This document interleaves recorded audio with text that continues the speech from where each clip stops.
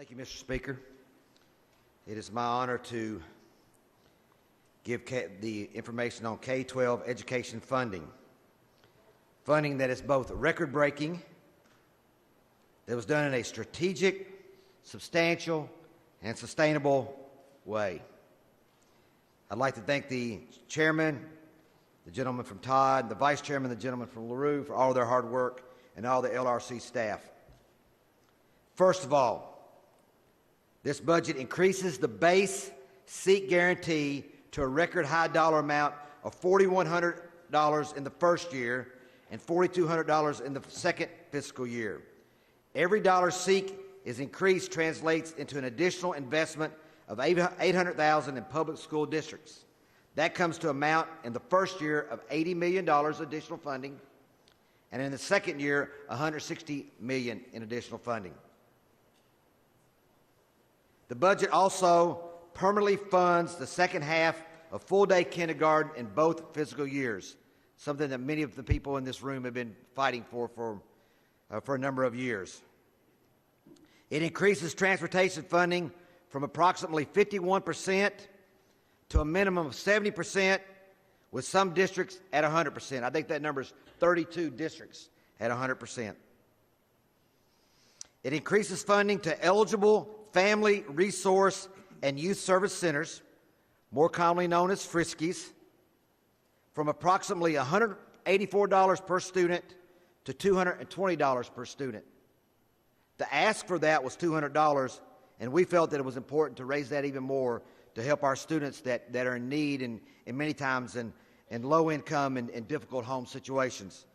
That totals $12.7 million additional dollars in each year. This budget fully funds Kentucky Teacher Retirement System at the actuarially required contribution rather than that required by law. The statutorily required contribution would be $438 million.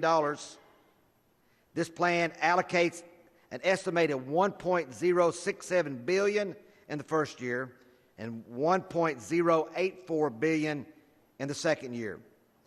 That is an increase of $629 million from the statutory amount in the first year and $646 million more in the second year above the statutory rate. This budget stops the long-standing practice of funding the cost of past teacher cost of living adjustments and sick leave payouts by a loan from KTRS, which the state pays on that has been a 7.5% interest rate. That's to the tune of $479 million. It fully funds the state portion of health insurance for retired teachers under the age of 65. We know in our last couple budgets it's paid for the first year, and the second year it could be taken from a discretionary fund that the KTRS has that's been paid into. It fully funds it provides certified speech pathologists and audiologists the same pay subsidy as certified teachers. We've had a shortage in those areas of school, and if anybody has children or grandchildren or works in a school knows the necessary need for those positions. In vocational education, we fully fund vocational education transportation at an additional $5.4 million.